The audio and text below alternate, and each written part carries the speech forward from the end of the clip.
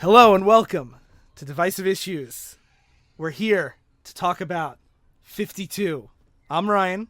I'm Sly. I'm Phil. I'm Darryl. And wait a second, what? 52, you mean the number? So 51 comes before it, 53 comes after it, 52 weeks in a year. So this is how you want to open the let's focus and really get 26 times 2. All right, I think we're done. All right, yeah. We talked about 52. That's all it built. 52 pickup. That's a thing. Yeah, 52 cards in the deck. So last episode, we talked about Infinite Crisis, where basically the whole universe, there was this big fight, and Superman, Batman... All that matters is that Batman, Wonder Woman, Superman are going after that event. Also, the universes collided, and that's all that matters. All that matters is a lot of bad shit happened. People are recovering from all the bad shit that happened. Yes. We'll get to each point as it becomes relevant. They're not even gone. They're just in hiding for the most part. They're just walking around like no one knows it's me. Well, Superman lost his powers. He's the only one that's in the public, that's aware of what's going on. Batman's completely gone. Wonder Woman's doing spy shit. So they're all completely out of the public sphere. Superman's the only one who's aware of. They're not gone, because when I was pitched this, I thought that would be so cool that they're not gone out, but they're still hanging around, which I was like. Spoilers, they're not gonna do much. Batman, Wonder Woman don't show up at all. We'll get that. Good. Well, Batman will be in one issue, but that's besides the point.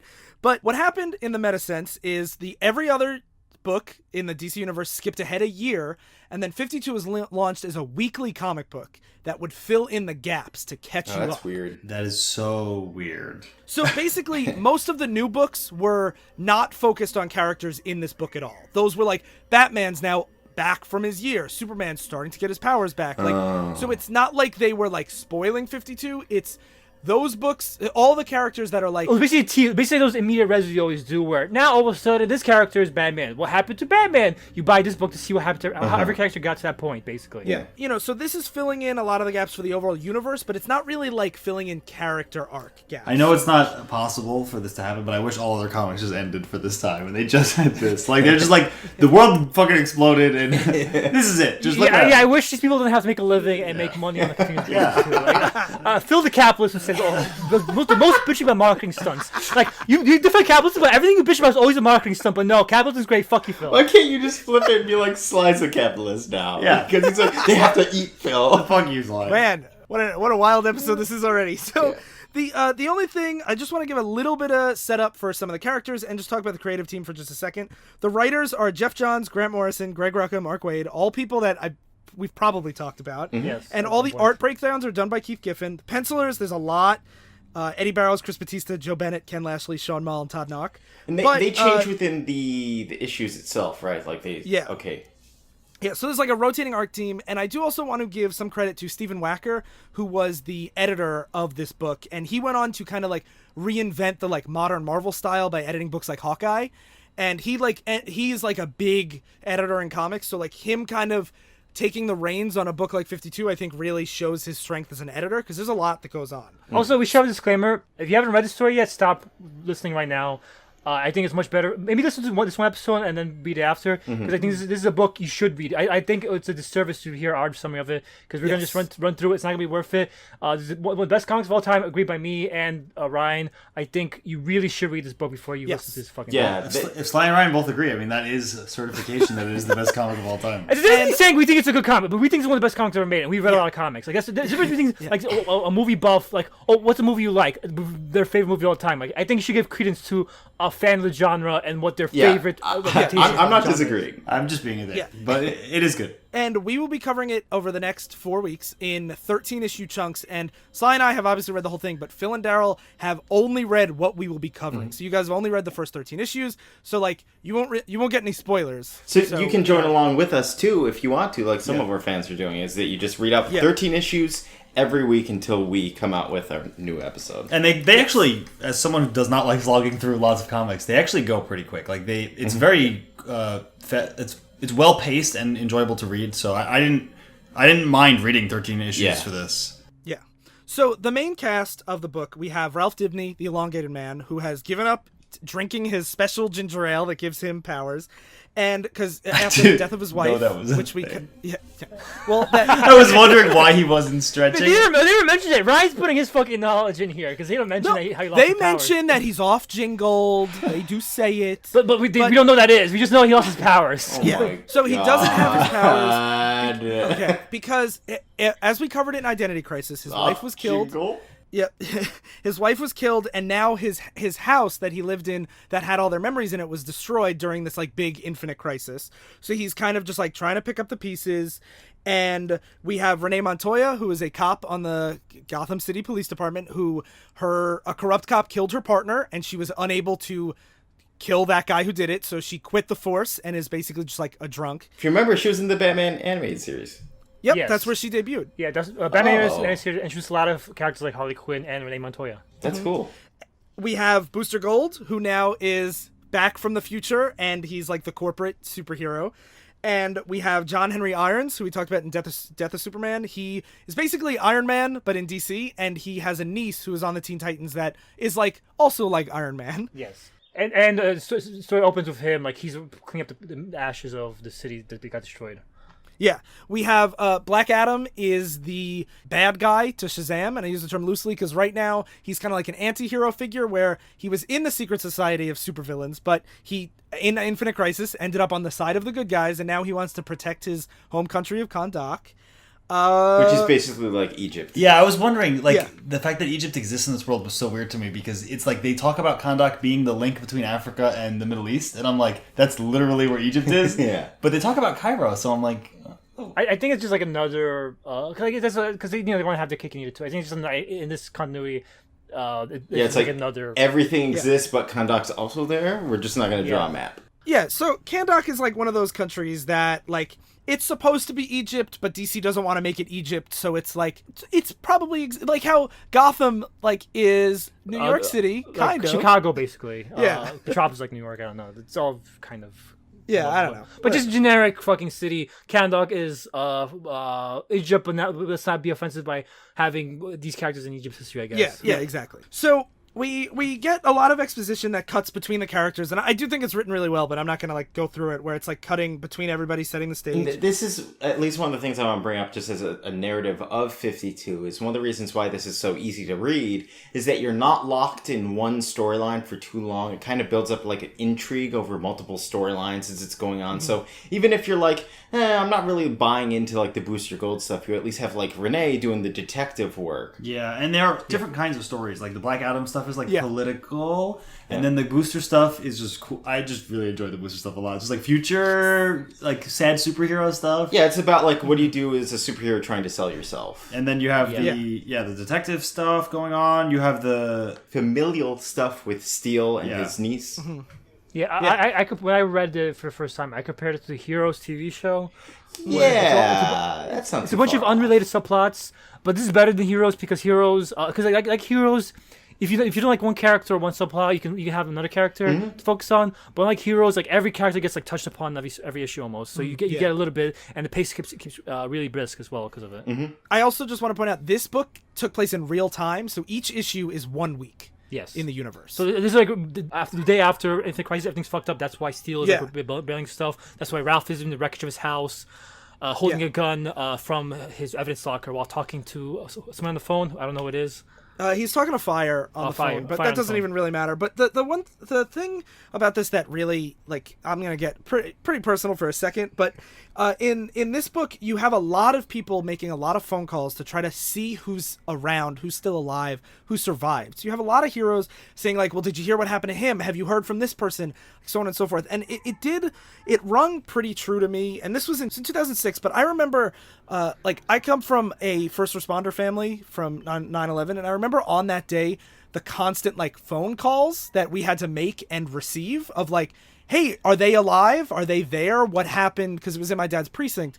Yeah. And like seeing this issue immediately open with just a bunch of destruction and people just like trying to find their family members, it reminds me a lot too of the Facebook like check in if you're safe thing. And like I find that to be like an incredibly powerful opening scene. There's no I mean, even when there are super heroics, they're very much in the background, and the dialogue is on the forefront of just like, have you heard from Green Arrow? Have you heard from Adam Strange? Like, even if you don't care about these characters, there's still like this, is my family okay? Yep. You also don't see this in stories almost ever because if it's a story about like a big cataclysmic event, this is all in the epilogue stuff. Epilogues usually everyone's so relieved that's over. They don't get to see like everyone trying to put their lives together. Yes. Like, you don't get any snapshots like this usually. Yeah.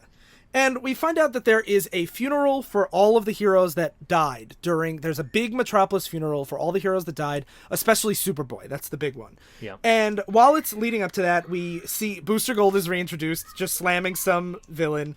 And as the interview, as the media is like, hey, Booster Gold, you saved the day. He's like, nothing to see here, folks. Just doing my job. Now, if you'll excuse me, sometimes even superheroes get thirsty. And he poses with a can of soda cola. Soda cola. I love the Booster Gold stuff because of Skeets the whole time. He's like, wow, would you look at this, guys? What a hero. And then, when he's too happy, and then they're like, aren't you sad about Superboy's death? And he starts crying, and Skeets is like, wow, poetry, sir. Like, he's just such a shill for Booster. Yeah. When we say he's a corporate hero, he literally is a shill for everyone. Yeah. He sells space on his costume, like a NASCAR. Yeah, it is great. I love sponsorship. Booster in this story. Yeah. Yeah, so Booster came back, and what he did when he came back from the future, he had Skeets download, like we saw in Infinite Crisis, all the information, so he just keeps showing up at emergencies and saving the day to sell sponsorships so he can make a bunch of money. And Skeets acts as like a manager, hype man, and he's great. He's really just is. this little robot. See, Sly, that I flies am around. the capitalist. I love Booster Gold. Sell yourself.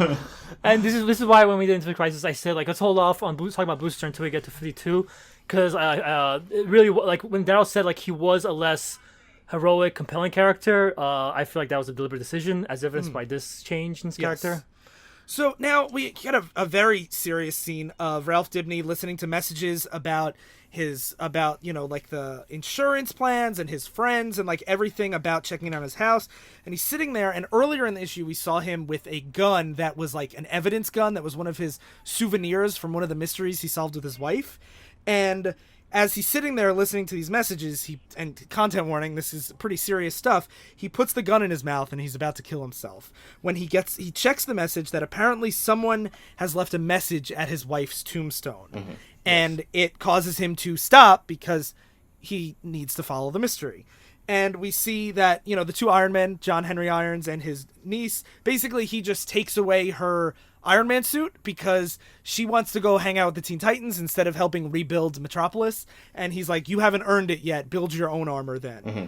Yeah, her whole thing is she's kind of a glory hound, and he's just you gotta be responsible for your powers. Yeah. So she's just like, no, I my armor, I can do whatever I want. He's like, no, you can't. It's my armor. And he literally blows it off her body. See ya. Yeah. Yeah. Well, he's like the dad that I'm gonna take your car because I bought that car for you. You didn't get that car. Yeah. Yeah. Yeah. You didn't build that. Black Adam is giving a big speech to all the people of Kahndaq, and somebody actually shows up and is a suicide bomber, and he's like, I'm gonna, this is what, my people refuse your wisdom, you're heretics powered by lies. And right before he blows it up, Black Adam grabs him, throws the bomb up into the sky, then grabs him, rips off his arm, and says, you have 3 more chances to tell me who sent you. He's gonna rip off every other limb. Yeah. Yeah. More than him, and dude.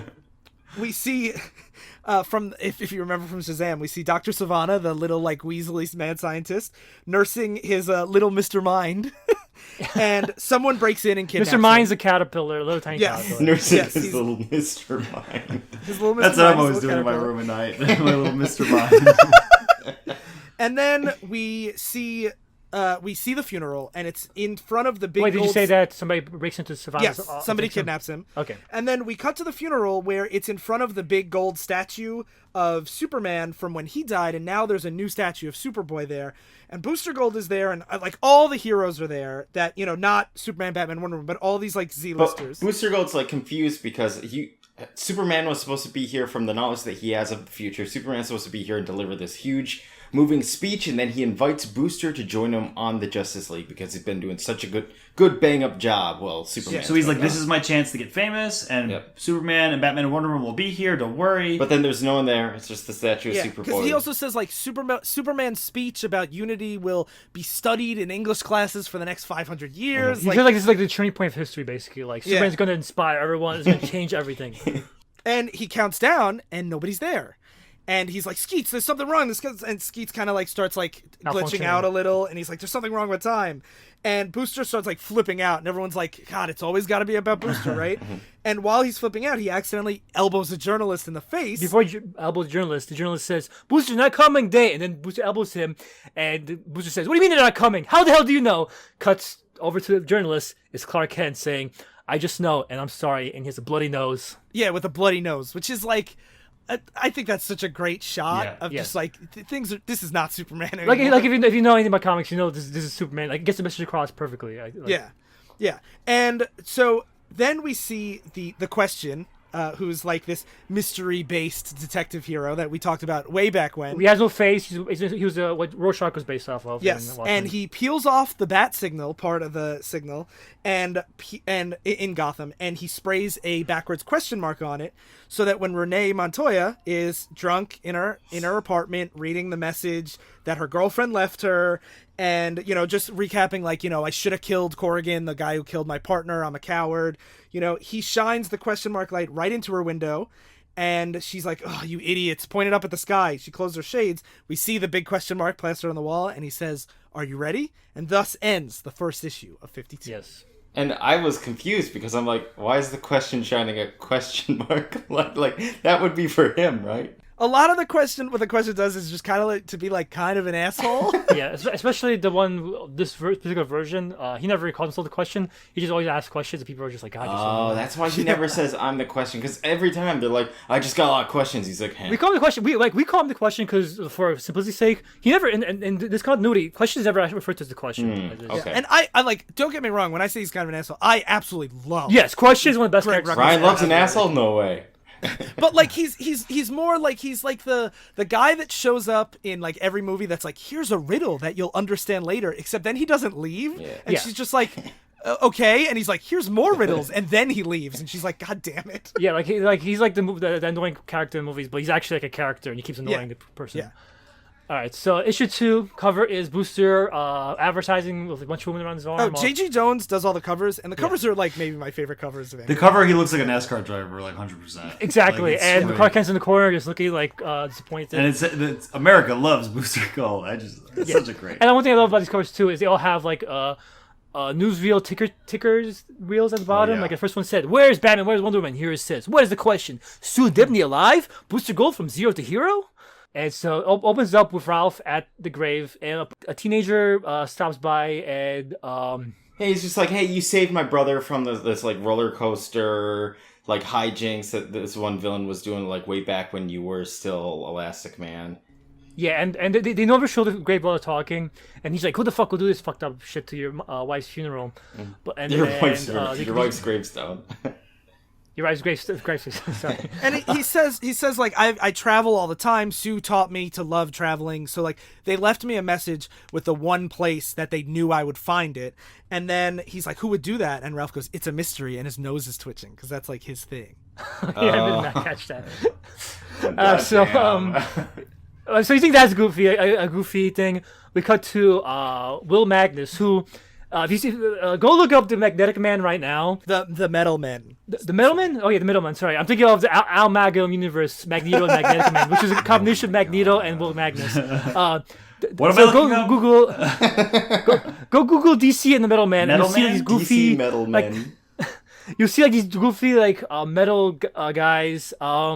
And what happened was Basically, he created a robot comedy troupe that Exactly, just like basically. riffs on each other all the time. Cool. Yeah, so he did a very goofy concept, but I really love what they did with. They took Will Magnus after the Middleman got destroyed, and Will Magnus kind of like this sad character. Like he lost like basically his children, and so he's like now he's like stuck, not sure what to do, like wandering around. And here he's helping Booster Gold fix Skeets because he thinks, the reason why Skeets couldn't tell the future is because his memory banks were fucked up or something.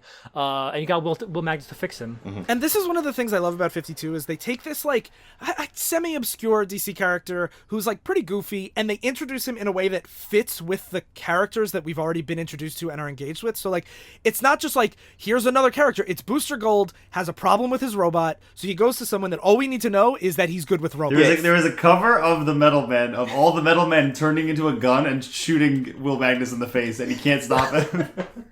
Yeah, so they're goofy characters. They're like a goofy premise, but they really use him really well in the story. And if you want to sum up like the way he presents himself, he's pretty much like Reed Richards, like exactly like with no powers basically. Like he's just a smart guy, brown hair, pipe in hand. He's really smart, like that kind of character. Yeah. He goes to visit Dr. Tio Morrow. I forget who he created. He created the Red Tornado and Amazo. Yeah, so he basically was the creator of the Amazo. DC's version of the Vision from Marvel. Red Tornado and Vision were basically the same character.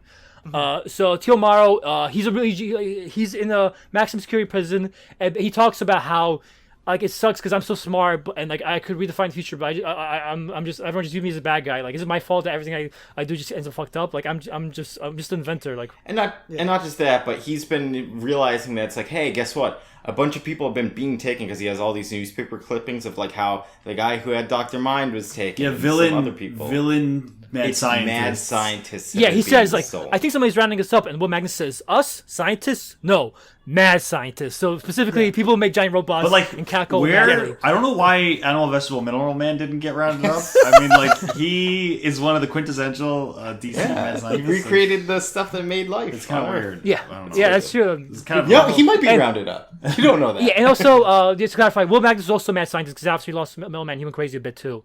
So he's also in this category, but he and Teal Morrow are both candidates for being kidnapped. And Teal Morrow's like, if I were you, I'd watch my step, and I'd keep taking my antidepressants. Stay sharp. Yeah. So, question walks in on Renee walking.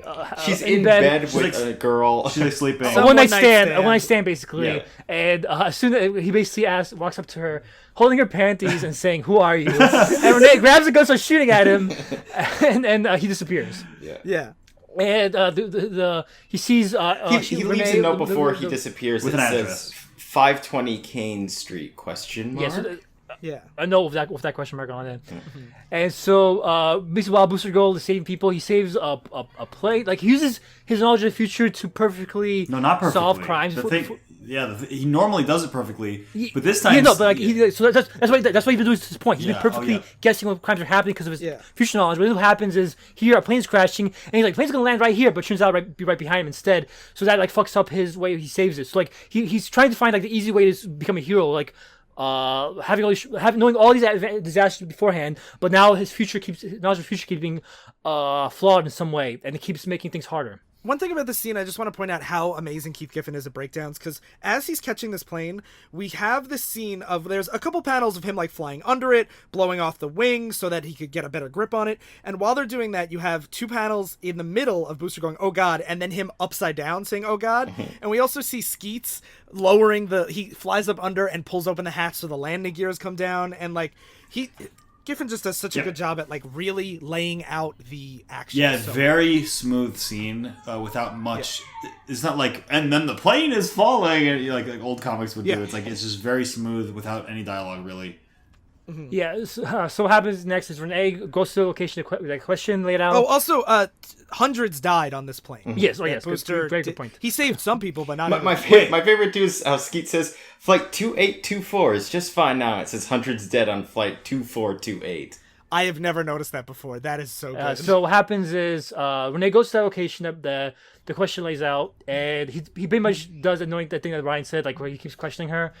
He appears behind her, and she's like, "Shit!" And she goes to like punch him, but he like kung fu's her. And she's like, "What is this place?" And he's like, "I don't know. What is this place?" Like, "Oh, you are a detective. Like, why don't you figure it out?" And she's like, "Fuck you." Yeah. And then he disappears before. And he hires her to stake out the place for 3 weeks. 2 weeks. He says $200 a day plus expenses. First 3 weeks, my bad. Paid in advance. And see you later. And he disappears. Yeah.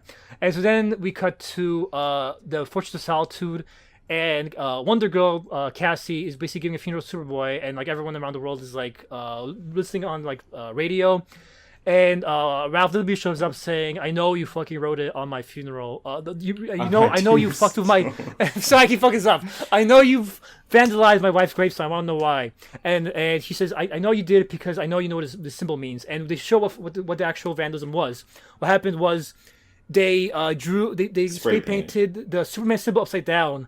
And he says, "I know what this means for Krypton. This means resurrection, and I want to know why you wrote this." And that's how it ends. So issue 3's cover is Lex Luthor, and it's like a split panel between like two Lex Luthors, blue and red, I guess, one bad, one good. Yeah, and it's just like a graphic design kind of thing, because it's Lex Luthor, the fall and rise of an American icon. Yeah. And you're like, and it opens. You're like, ooh, with- because Lex Luthor, last time we saw him was in the fucking metal suit and like killing his future self or his alternate universe self. Yeah, he killed his alternate universe self. that was Alexander Luthor. Okay. Yes. Yeah. So in it opens up in Gotham at a crime scene. The police are all there, and there's like "Why'd you wake me up?" Like the detective's like, "Why'd you wake me up in the middle of the night?" And they're like, "Yeah, I think we found the body of the former president of the United States." Yeah, Lex Luthor was president. Yep, it's Lex on the ground, dead. And then we have Yeehaw, my favorite character of the comic, Terra Man. Is that him? I have no idea who this is, but yes, it is Terror Man. It seems like they have a lot of characters. I know a lot of characters like this, like but I don't know Terror Man specifically. He rides like a flying motorcycle hovercraft type thing. And He's got a lasso. He's like a Lasso's cowboy. Power Girl because she's fighting him. Yep. Yeah. So Power Girl's fighting Terra Man, And she's fighting him over Kahndaq. So then Black Adam. It's comes pretty up much like the cowboy, like, yeehaw, I'm gonna wrangle you up on the rocket ship, like, hey, flying around. And Black Adam stops her and he's like, "Hey, this is my jurisdiction. You leave." Kahndaq's airspace, and she's like, he asks, like, how many people died? And she's like, I don't know. And he lays out like 5,079,432. It's how many people died during Infinite Crisis. Infinite Crisis, yes. And he says, so she's like, oh, you helped us take on the bad guys. She's like, no, I do what I had to protect my people, and they're protected, and now it's time for something more. Like I'm now I have to start thinking on the global scale, not just saving random people. And like, he's like, if you don't leave in 10 seconds, I'm going to continue to be trespassing, and trespasses I don't forgive. Tell your friends. So it's like now, obviously, we're getting some hints that Kahndaq is becoming like a more aggressive power. Global power, basically. Yeah. Mm-hmm. We cut back to the Steel family, the Irons family, I guess. And this is when we learn a little bit about... Is this where they talk about Luthor's plan? First, she talks about how she's going to summer school because she failed English. She's like, I don't give a fuck about English. She didn't even fail. She got a D. Yeah, but like he's like, you gotta go to summer school. And she's like, Which what the fuck? I like their dynamic that like she's not like a complete like failure or dropout or druggie. It's that he has like very strict standards. Like he's kind of like conservative dad. Yeah. And she's just like, no, like. But she's like, if I'm not good at, he says like, literally, if you're not good at it, you think it's not worth doing. Like you're not good at English or philosophy, so you don't think it's worth doing, and that's not how you should be thinking. You should try to strive for stuff. Like you got everything handed to you. It's a great scene. She aced physics, chem, trig, calc, but he's like, but you like exactly what you said, and like that's. I think that is such a great... I kind of side with her when I was reading this. I'm like, I like her. Because Dad loves the easy fucking way out too. But I mean, you don't have to agree with him, but like this is a real dynamic. Yep. And then we cut back to Kahndaq, and there are like emissaries or ambassadors from another country. They're from Intergang. Yeah, not another country. And that's the point. They are from Intergang. They're like a very common DC like gang of people with like interdimensional weapons and stuff like that. They become more important as the story goes on. And they bring him gold and the most beautiful virgin in all of Egypt as a gift, and they're like, hey, let's be friends. And he kills them. Yeah, the Virgin first tries to break free. Like she's literally in front of them, being tied up, like trying to break free, and they hold her down, and then they say they hold her down. She tries to get like away from them, and then they hold her down, and they're saying, and then she's like, "What do you say?" And Black Adam just explodes one of the heads, and I say no. And then the scene is definitely ended well with Terra Man saying, "Hey Adam, I like your style. I like your style, cowboy. Woohoo!"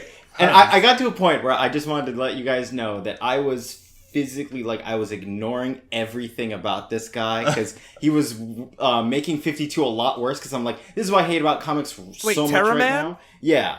Okay. I hate just like dumb characters and stuff. Whereas like I really like the Black Adam storyline, and then he just shows up and is like, "Hey, yeehaw, partner!" And I'm like, "Well, it's funny. The writers felt the same way as you." Yeah. Booster Gold is still doing his stuff where he's trying to save people with his future knowledge. Yeah, fighting like a big guy in an armor suit and stuff. And we learned that he's been betting on sports games that he knows the outcome of, and now his new sponsorship is ahead of a big pharmaceutical company. Yeah. Yeah, and so then he's like, this is going to be the start of my fortune because I know the future, and then she's like, no, this guy's being arrested for securities fraud right in front of Booster Gold. Yeah, and he's like, why the fuck did we invest in him? Fuck you, Skeets, you're fucked up. Do you remember when pharmaceutical accountability was something that didn't totally break the immersion for me? That's where Ryan gets mad. I get mad at Terra Man. He gets mad at. So Booster done goofed. He was the big sponsor for this like super corrupt company. Yep. Yeah, and so then we cut to Lex Luthor's body. Oh, and Booster leaves to go find Rip Hunter, who's just a time travel guy. Yeah. So Steel is in charge of the autopsy of Lex Luthor, and he's like this exact copy of Lex Luthor, except with different colored eyes. Yeah. But he's wearing contacts, so he's disguising himself like Luthor. And the real Lex Luthor comes in and saying, "You see, this guy verifies me. It was all the doppelganger impersonating me. Good thing I'm back and no longer a villain, guys." All the evil I ever did must have been him, right? Yeah. And people are like, "Oh yeah, okay." That makes sense. But John Henry Irons knows that he's full of shit because he's like, I could tell that someone put these contexts in after this guy died, but they're on TV, and like he's not gonna lie and accuse the former president without any evidence. So he basically has to be like, yeah. And it's a great move because Lex is like, he was there. I can verify he can verify what I'm telling you. Even if you don't trust me, you know you can trust him. And like puts his arm around his shoulder. Yeah. Grins. And Kondok's embassy opens in New York. It actually replaces the embassy that Wonder Woman was at for Themyscira, but then they went away forever. So they're like, I guess we'll give it to Kandok. Yeah. Themyscira's gone forever. And so he says, I hope to get allies. So he says, basically, America, we're sick of your shit. Over the U.S., I rededicate myself to people of Kondok. That ends today. The world has celebrated the version of disaster. They have praised the heroes who stood up and saved them. Superman, Batman, Wonder Woman. But where are they now? I hope to gather allies. Allies who deliver messages to everyone out there who could take advantage of the hero's absence. First message is simple. People like this man don't deserve to live. And he's next to Terra Man, the yeehaw cowboy guy. And so he just grabs him and he rips him right in half, right? Yeah, and his guts splatter on the crowd, including Lois Lane, like ducks to try to get away from all the guts blowing on top So of the her. character that Darryl was like, this is ruining 52 for me, showed up in this issue and got ripped apart in this Yeah, issue. I'm like, okay, that's a worthy purpose for that. And then Adam ends the issue saying, it's time for heroes who don't patrol the world. They change it. Yeah, It so cuts he's to taking, Mr. Mind and his container from Dr. Savannah. Yeah. so he's taking a proactive stance, which is like, that's pretty cool. I always like when you get into, again, the thing we've seen 1,000 times with like Ultimates, where it's like, wouldn't superheroes be trying to prevent crimes, even at instead the of cost responding of to like, them. of condemning innocence. It's more interesting here to me because we already know that Black Adam is like someone who was a villain for a long time and is like maybe an anti-hero sometimes, but still like pretty much a villain. So it's like, you always like, we talked about this on Ultimates a lot, where it's like, but are they really going to cross these lines like enough? And then That's here, that's why this story is works. That's why minor characters in general are better than big characters. Because you don't know where you're going to take Black Adam. And a lot of these characters, when you finish them, they're not going to end up where you think they're going to end up. Yeah, I was pretty interested in the whole Black Adam stuff, especially when he starts making like a global alliance, like to rival the U.S. and the EU. But it's like him and like North Korea and Iran and stuff, and I'm like, where are you going with this? Like, what are you gonna do? You got basically, what the thing is, he's basically right here. He's basically going over to other powers who hate America and making them like a new axis kind of thing. And keep in mind, this is written 3-4 years into the Iraq War. Yeah, so this is like when America was still like no one was thinking about China as much back then as a global power. And I really like the Black Adam stuff because it was actually mainly just reminding me of Doctor Doom. Where I'm like, this is like a Doctor Doom kind of thing to do, where he's like, I'm going to ally with the rest of the world, because he really is just concerned about his people primarily. And it's like, I'm tired of like everyone else shoving them I think around. Black Adam is the closest Doctor Doom parallel DC has, even though like they're still very different characters. Yeah. That I think that like ruler who cares more about his people. Yeah, and, it's like the dictator, but the people are happy under the dictator is a very interesting premise, especially when the dictator's just being like, we need to expand. It's like, people are happy under him. I read a thematic essay yesterday from a kid who said that Saddam Hussein was the best thing in Iraq, and he's like, Iraq was better with him. There are a lot of people. Yeah, I know, because strong leaders. Make a theory. Yeah. Anyway. So, cool. Well, Doctor Doom's actually good for the people. So now did Dow just go? There's someone. How can you not tell us apart? Daryl sounds like Phil. I'm sorry. Daryl's up. No, okay, so I'm back. So, issue 4 opens with Renee staking out the place that the Question told her to stake out, and you get like a lot of her like narrations, all like Nor about like her like how stakeouts are terrible. It gives you a new appreciation for aspirin. They're boring, basically. Yeah, they're terrible to do alone. So it's just her just watching this and nothing's happening. And then there's a whole bunch of people. It cuts to a bunch of people in space, and they're waiting to get signals back from more people that went to the center of the universe where like crazy stuff happened, and that's where a lot of the heroes are missing, is when they went there. Just to quickly sum it up, last time, the Wizards on the Universe, realities were fucking shifting around, and basically after, a bunch of superheroes went to go address this issue. They all disappeared, and now it's like heroes or some people on like this space satellite are like, they don't want to like they give up on the heroes because they risk their lives for them. So they're holding out hope they can reach contact these heroes and they're still alive. Mm-hmm. And then because of Booster Gold, he goes sees his old Justice League International friend, Fire. We should fire on the fire few Yeah. fire heroes in DC. Well, she goes to see him and basically be like, you're an asshole. Oh yeah, they're going to get a rescue team to find those heroes, and she's like, "You should come with us." Bruce's like, "I'm busy. I got something important." And she's like, "He's going to like a corporate sponsorship thing," and she's like, "Wow, you're a piece of shit. Get the fuck out And of here." Skeet says, "Sir, Big Belly Burger is waiting." Yeah. He says, I helped save the world. I helped save a future that spit in my face. You know what? It is about me now. And she burns down the door and she walks out. And then as Renee's just sitting in the car, Question just peeks up and goes, "How many packs a day?" Ashes. Yeah, because she's smoking, and he pops up from the back seat. Yep. And then she's like, 4 more days and I'm going to be like done with you. And disappears. Like, again, he questions her. She asks him a question. She's like, "Fuck you," and he walks away. Disappears. Yeah, some good dialogue. Like the dialogue, we can't sum up every time, but for those of you who are not reading along, like it's good. It's human. Yeah, she says, "I hate you," and he looks at her notes and he says, "Nice doodles." She says, "Bite me," and he says, "Can't." No mouth. He brings Yeah. back a face. So John Henry Irons, he's working and trying to like rebuild his armor, and all of a sudden he gets really, really sick. Well, first he starts hallucinating. He's talking to himself in his steel suit, and Yeah. he just realized like, "You're hallucinating, Johns," and he starts vomiting, and realizes it's because like Sulfur contaminated something when he touched him, and Yeah. now his skin is turning into steel. It's like literally becoming a steel man. Yeah. And then Ralph, the Elastic Man, he's Elongated man, Elongated Darryl. Come on. Damn. Come on. He's talking. Get it together, Dow. I have to get the guy's names right. He's talking to Wonder Girl and the rest of the super. Is this Wonder Girl or Power Girl? Who's This is Wonder Girl. Power Girl's Super Girl. then who is she? Who's one? Wait, No, this Wonder is Girl. Wonder Girl. Wonder Girl- like Wonder oh, Woman. Oh, Power Girl, Super Girl.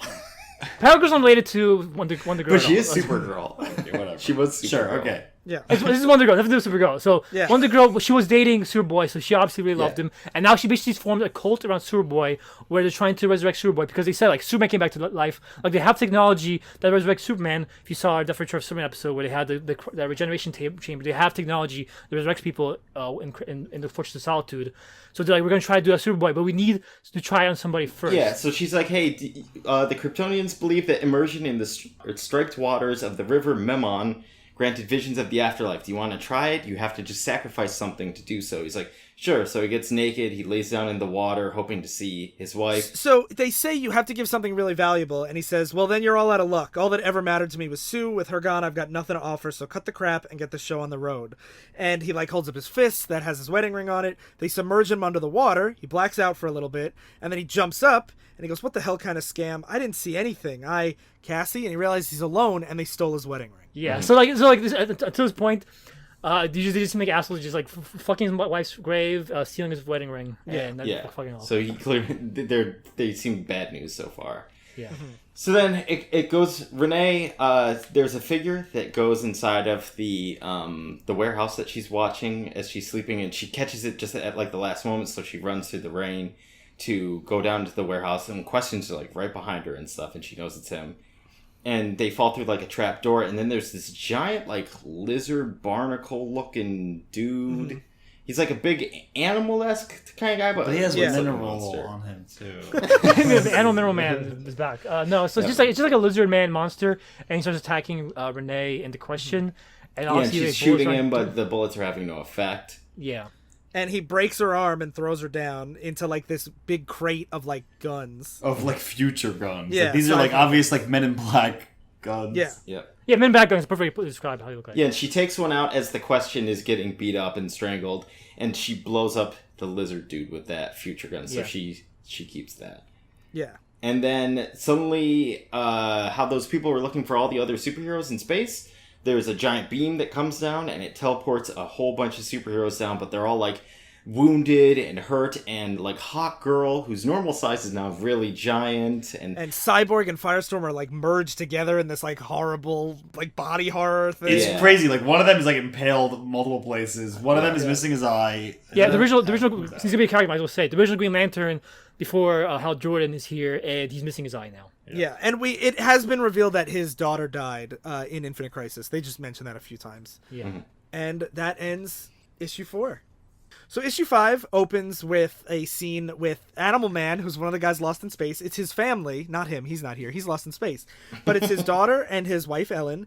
and she's taking down a welcome home hero banner, and her daughter's like, Dad's not coming home from space, is he? And Ellen's like, it's been a whole month, they're telling me to move on. And this is when Alan Scott shows up, and he's like, I'm so sorry, he went missing, he's in space, his bravery was exceptional. And she's like, yeah, that sounds like him.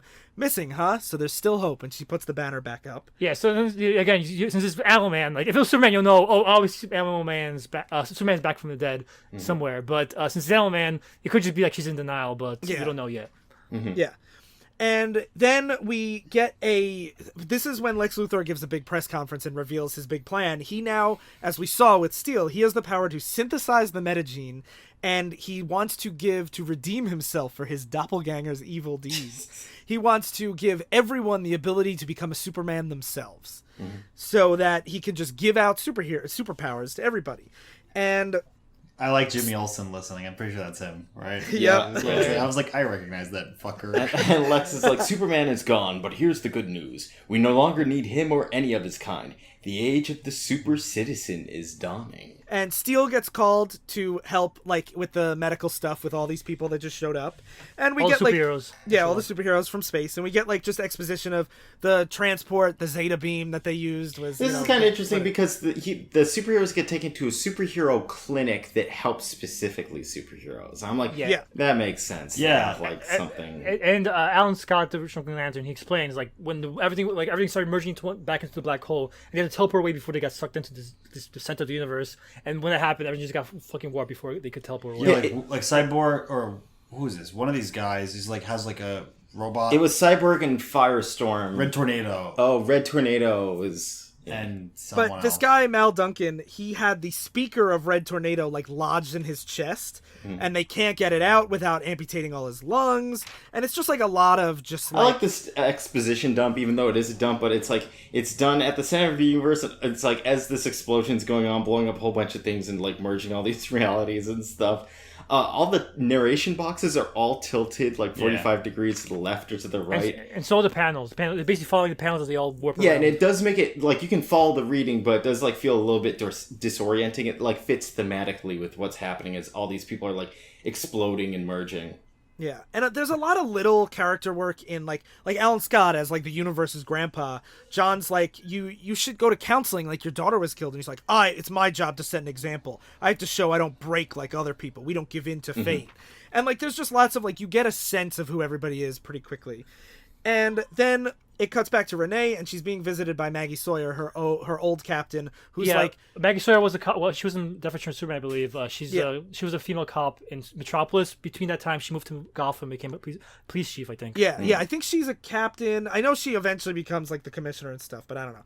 I don't know what her role is right now. But she's basically like, Renee, you're not a PI. You don't have a license. I know that there was some break-in at some factory, and then you broke your arm. And Renee, like, tells her the story, and she's like, I believe you, but, like, you're just a drunk. Like, you shouldn't be doing this. And, like, you can't, there's no proof that any of this stuff happened. We checked it out, and it was empty. Like, so stop doing this. And back at the hospital, one of the characters goes into cardiac arrest, and Red Tornado. So the Red Tornado speaker just starts yelling 52, 52, 52. I like this a lot because it's like Hawk Girl going into the car, or something's happening to her. Maybe she's going to cardiac arrest too. And, like, how do you deal with a giant person? Like you can't give them CPR. So the heroes, like, who are doctors there, are, like, zapping them, or like John Henry Irons, like, puts his hand through the, like, circuit breaker and, like, uses that as the defibrillator. Basically, like, because you can't use regular medical techniques on people. It's like, how would you operate on Superman? Like, his skin is impenetrable. Yeah. So then the issue ends with a scene way out in space in some faraway planet where Animal Man, Adam Strange, and Starfire from the Teen Titans are, like, stranded on this planet. And she is not a Teen Titan, I don't think. This is after she's grown up, I believe. Yeah, the Teen Titans, like, they became the Titans in the 90s because they're like, none of us are teenagers anymore, we promise. Yeah, she's only 20 now, Phil. Most people know Starfire from the Teen Titans cartoon, but so she's just swimming around naked, enjoying the paradise. Owlman is also naked. He's just wearing a leather coat. Yeah, he's wearing an overcoat, and so his power is that he could basically get the power of animals nearby him and talk to animals. And the last guy, Adam Strange, he's basically Space Indiana Jones. Yeah, so his whole thing was adventures in the 50s going through space, and he's the guy who made technology to let them go into space, and now they're fucked because Animal Man's just a normal guy, Starfire just wants to stay here, and Adam Strange is now fucking blind. And I remember Adam Strange calling Martian Manhunter saying, "Help! Stop talking to fucking Blue Beetle and help us." Yeah. So, and even like Alan Scott says at one point, like, I'm left with one eye and it's not even mine, it's somebody else's. And then Adam Strange is like, I don't have any eyes.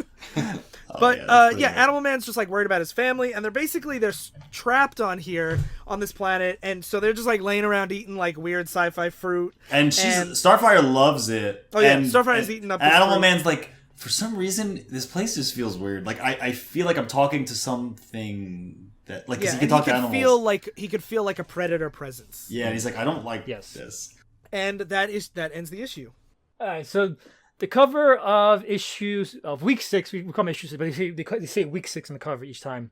So cover of week 6 is a Green Lantern. I don't get what's cover relative to the issue. It's just a Green Lantern. We don't have to cover the issues if we don't find them. Yeah. Well, they're all there's good. all the China stuff.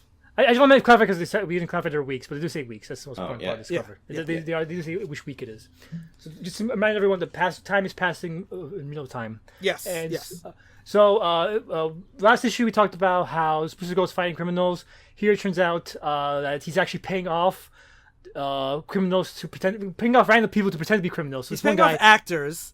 Paying off actors, exactly. Yes. And he's giving them this tech, and he's like, the guy's like, hey, you should stop by. I have an improv class. And Booster's like, yeah, right. And then we'll make brownies, you fucking idiot. Get out of here. So there's a theme going on with him and Steele's niece that, people want to be heroes without actually doing any character development work. So Booster Goes is getting all the credit without actually being a hero. Yeah, and he's like, drop off the costume at the locker you picked it up from. And, that's what Booster says. Don't spend it all in one place. And the guy's like, I'm not sure I could. This is so much money. Yes. So now this is what the stuff with China we mentioned before. China. I thought this was really interesting. Oh my! You didn't? This is where I was like, why would countries not weaponize superheroes? Why not? Like that's exactly. They would, but I'd rather have them. I'd rather have just like two characters sitting there and talking about it rather than because it's all the Green Lanterns are fighting other. China's when I read this, I was like, I bet Phil's gonna love this and Daryl's gonna fucking hate it.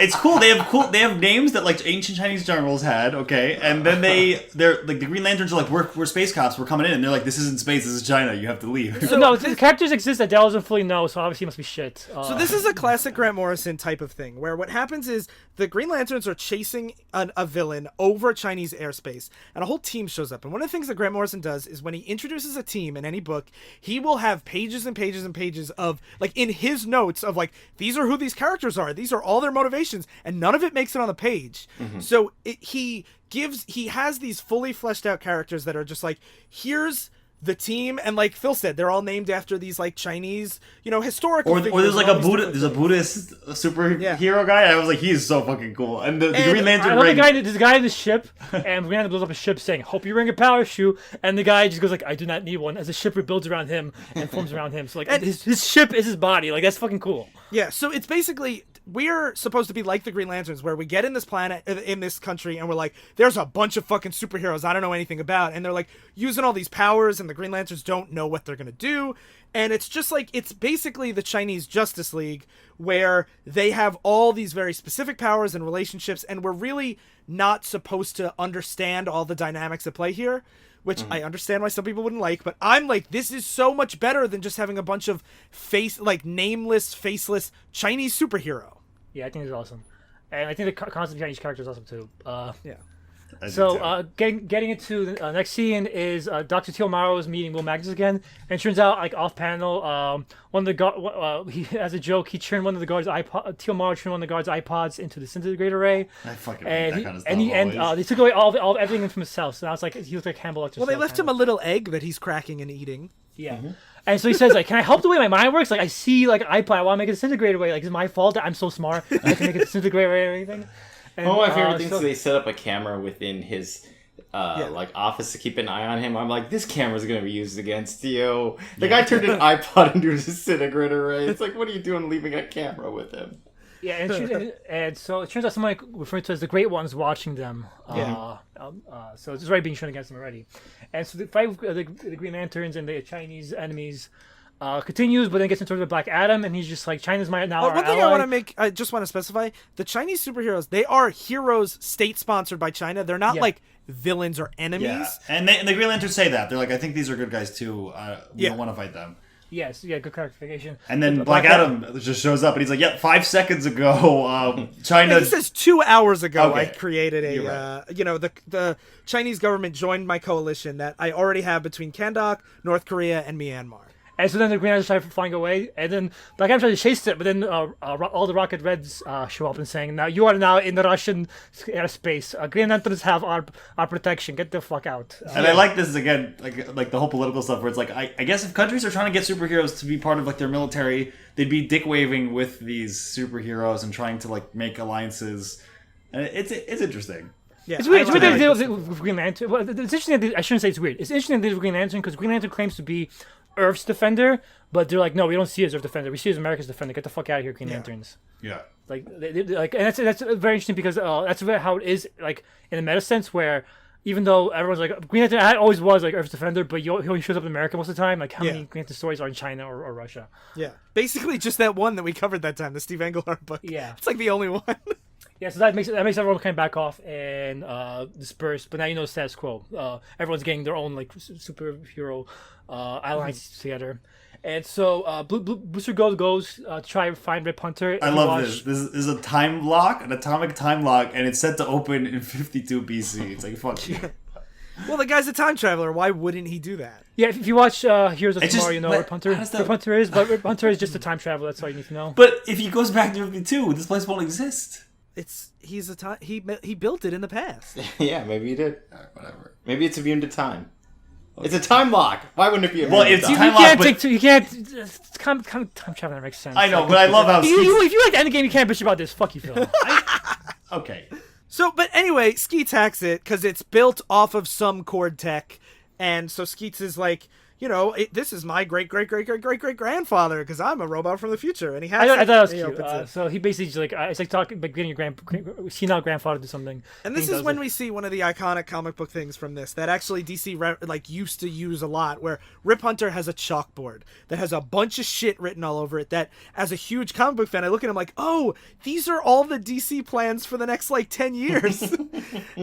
But at here it's just a bunch of Yeah, notes. and it says at the very top, time is broken, so it is the DC plans. Yeah, but I mean, so what they would do is they would put editorial things or writer ideas that they would have for the next few years, and they'd put it on Rip Hunter's time board as a way for fans to start speculating and stuff like that's that. And I cool. think that stuff's fun. Where's Harley Quinn beats up Superman? I don't see that on the board.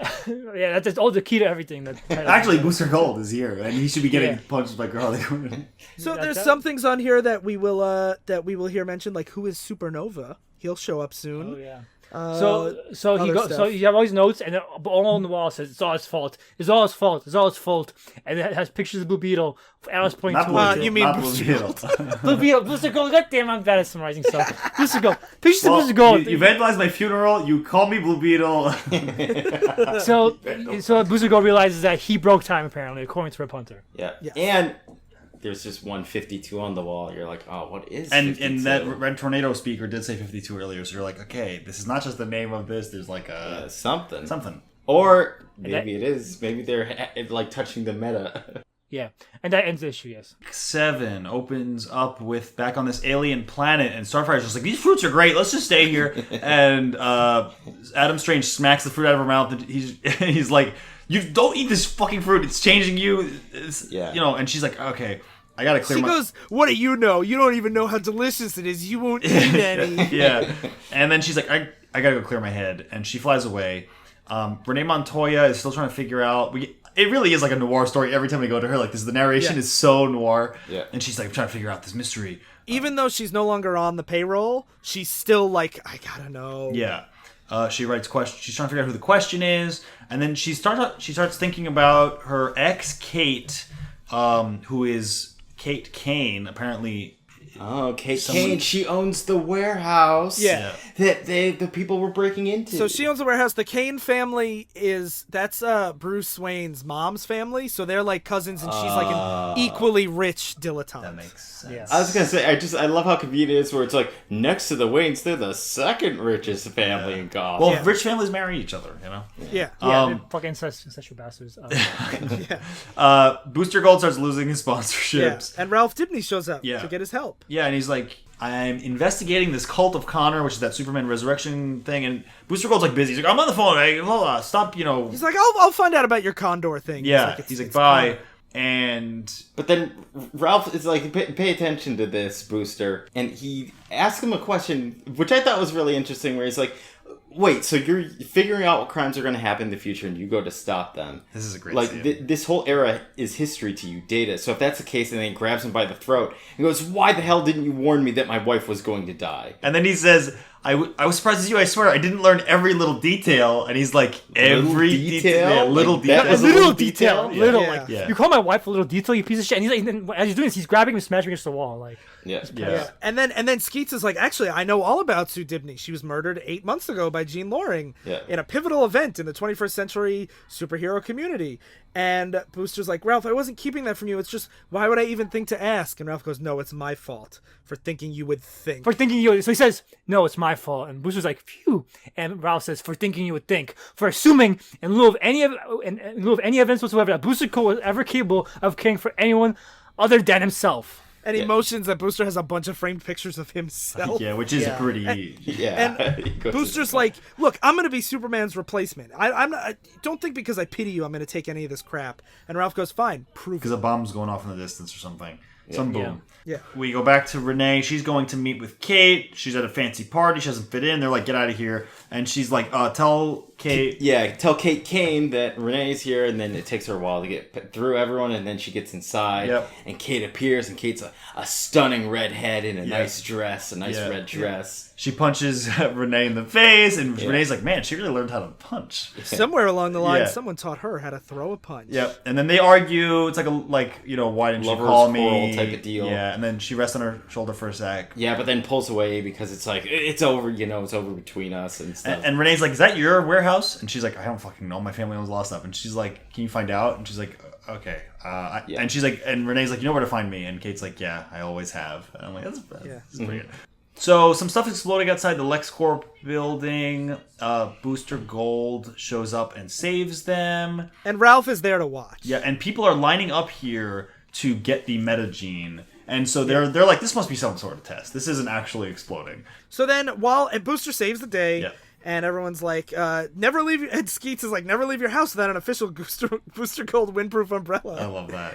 And while Booster is giving his speech, he's like, like when he's talking to Lois Lane, he's like, I don't know about this whole idea that Luthor's doing. I find it kind of chilling. And Skeets is like, 2 of our sponsors are LexCorp affiliates. He's like, oh, then never mind. Yeah, but don't quote me on that. I think he's great. This Super's a great guy. Yeah. And then a guy shows up and says, how much did this stunt cost you? And he's like, what? And then Booster's he like, opens his cloak, and it reveals that he has the suit on of like one of the villains he was chasing in an earlier issue. The guy that he paid off to do this. He comes up to him and he's like, I'm Bob Castell and I'm an actor. And he says, because the check bounced, so I'm bringing this motherfucker down. The check bounced over the bank in a single bound. Yeah, he's like, I warned him. I said I knew he could go to jail for my part of this, and I'll do it to drag that son of a bitch down. Like, And then Ralph steps up and he's like, yeah, fuck you, Booster Gold. You are a son of a bitch. And everyone's like, fuck you, Booster. And he's just... It's like he comes forward saying, Ralph Dibny, human race. How many of these other last weeks have you been doing? And he's basically like, at Booster's worst moment, Ralph is just like, I know this guy personally.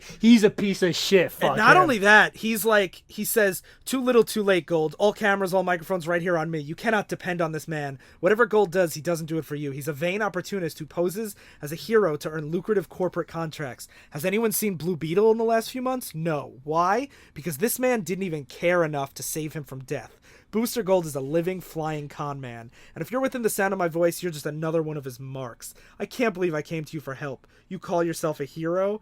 You let Sue down. You let Ted down. Now you let the whole city of Metropolis down. You're pathetic. It's pretty brutal. Yeah, poor Booster. He kind of deserves it. He fucking deserves it. He kind of does. He does deserve it, but like, it's just such a like It's such a good scathing. scene. Bringing up Ted's death is Yeah. a real kick and salt in his eyes. So then we go back to that planet, the alien planet. Starfire's flying around, and then this big metal wall shows up. And Galactus looking dude and then comes it- up. That's Yeah. a spear. It's a spear. Yep. Captures He's her. a really obscure Jack Kirby character. I assumed for a minute. would be a Jack Kirby. I was like, "This is Galactus," and then I was like, "Wait, what universe am I in?" Yeah, he's an old Jack Kirby. Well, it's the fourth same world character. creator of Galactus art-wise. Yeah. That ends the issue. Then issue 8 opens up with Irons. He's actually he's proud of Natasha, his niece, because she's like, I'm gonna keep working because can I go get the metagene?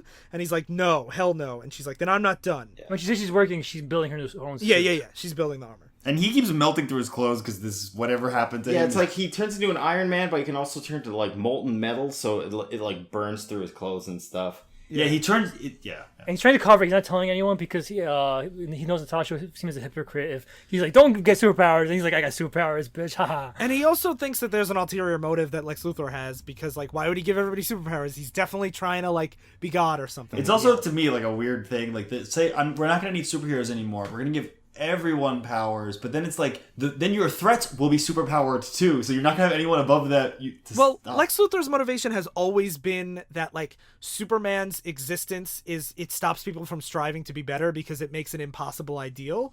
So he wants to give the power back to the common man. Also, they have a process. It's not like he gives to everyone. They have to go through a very right. strict creation process to get to That I assume costs a lot of money. So then we have in Star City, there's a guy that was looting diapers from this guy's store.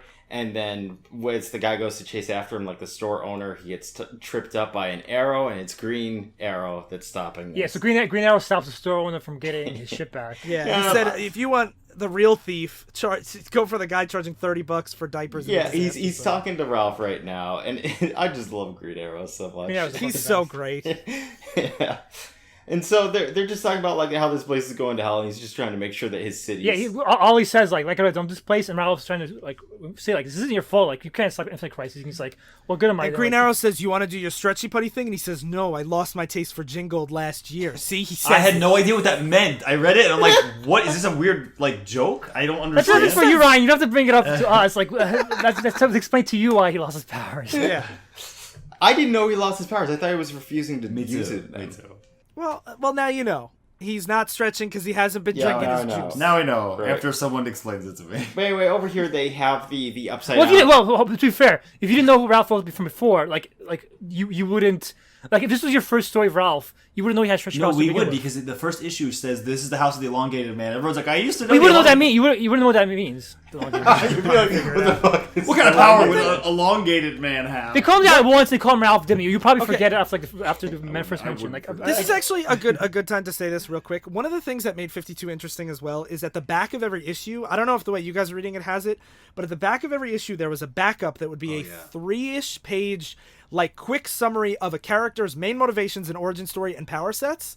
So if you didn't know a lot of these characters, there'd be in this issue the origin of the elongated man, and they would explain it if you were reading it in single issues. We do have those. As a fun here you go. I just skipped them. Maybe I would have found out about Gingold there. I mean, you don't have to read them. They're just there for new we skipped them readers. because we have so much to cover already. But Yeah, there's no reason. They're just origins. They're Wikipedia entries like this. I do read them. Is Gingold there? Yes. Oh, it is? Yeah, Oh, it talks shit. about it. But I didn't know he had to keep drinking. I thought it was I drank it once and now I stretch forever. Okay. All right. Anyway, there's an upside down S spray painted on a door, and so Ralph goes in, he kicks it down.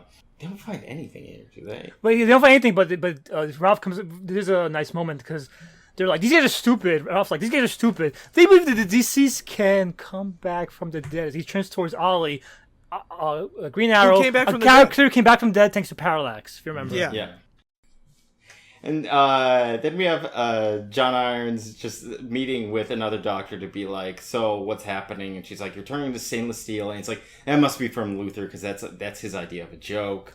And because of that, they realized that Luthor, it doesn't just activate the metagene. It is custom created because he was giving him specific powers for the joke. That he has full control over what powers. Yep, and his blood samples start to boil. They turn to molten metal, and then they blow up. But he protects the doctor. And then This guy starts showing up. so there, a new guy, a new superhero shows up.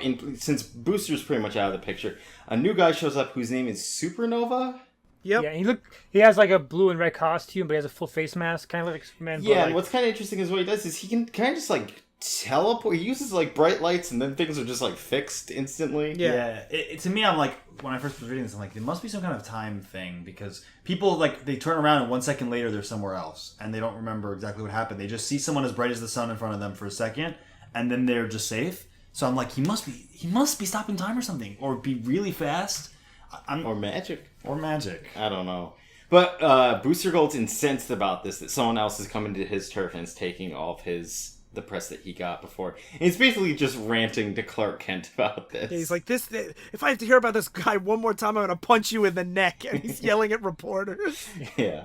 And I love Clark. Like that was like, I wish there was no fucking Superman, but I love Clark Kent just being in the corner of every issue. Like he doesn't do anything substantial like at all really, but he's just like I just like him like watching Booster Gold and clearly being annoyed by him. Oh yeah, just being like yelled at when no one has a clue who he is.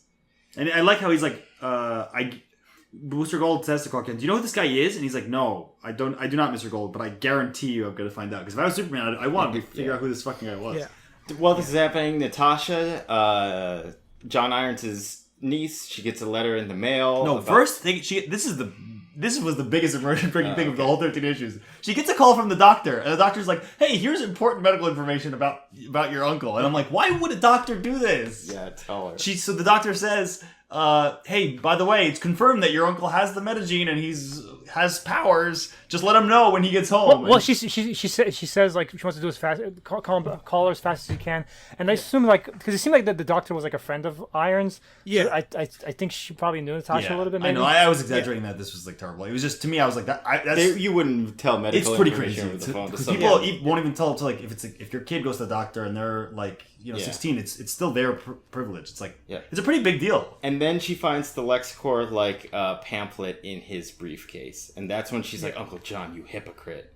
Yeah. Yeah, and he's trying to explain like it's not what it seems, but she's like, "I don't give a fuck what you say. It's all lies anyway." Yeah. Well, right before that happens, she goes back to working on her suit, but it breaks, sparks shoot out, and it's just not coming together like she wants. So she gets super upset that she can't make the suit, and that her uncle is like he went and got superpowers on his own. So she leaves and says, "Don't talk to me. All you say is like lies." I think this is one of my least favorite like things in fiction where a plot point happens because people don't talk. And I know it's like people aren't. I'm not saying people are great communicators in general, but it's like she's gonna run off and do something like reckless, and if he just said like 5 more words, like he forced this on me or whatever. Like, well, I think that's why it says, like she says, "Don't talk to me. It's all lies anyway," to show that it's like she's not going to listen no matter what. Even though I do agree with you that a lot of the times it's like, I didn't want this. Yeah, like I think the dynamic that we've seen from them up to this point makes her response here very believable. Yeah, she's young. She's kind of bratty. Yeah, she's in high school. I read